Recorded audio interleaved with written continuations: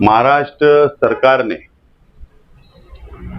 Sangli district का इस्लामपुर गांव का नाम बदलकर ईश्वरपुर करने का ठहराव प्रस्ताव केंद्र सरकार को भेजा था और केंद्र सरकार ने इस्लामपुर का नाम बदलकर ईश्वरपुर करने का फैसला किया है और उसको मंजूरी दी।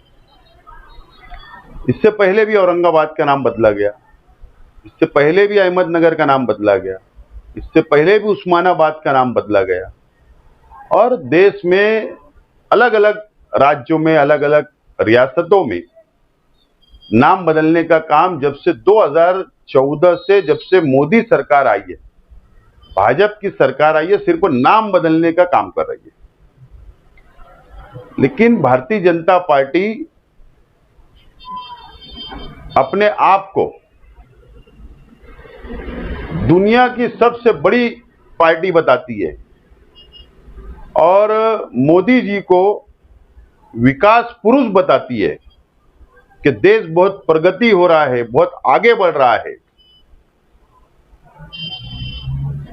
जब देश आगे बढ़ रहा है, प्रगति हो रही है, तो आपको ये नौबत क्यों आई कि आप पुराने नाम बदलकर आप धर्म के नाम पर रखने की जो कोशिश कर रहे हो या रख रहे हो? ये केंद्र सरकार की और राज्य सरकार की नाकामी है। ये नाकाम सरकार है, इसलिए धर्म का सहारा ले रही है। लेकिन आप नाम बदल दो, सिर्फ बोर्ड पे नाम बदलता है, पार्टी पे नाम बदलता है, लेकिन इस देश के संविधान को मानने वालों के दिलों में से नाम को मिटा नहीं सकते। एक दिन जरूर आएगा कि भारतीय जनता पार्टी की सरकारें चली जाएंगी, लेकिन दिल में जो नाम बसा हुआ है, जबान पे जो नाम है, औरंगाबाद, उस्मानाबाद, अहमदनगर, इस्लामपुर, ये नाम दिलों में से भाजपा नहीं हटा सकती।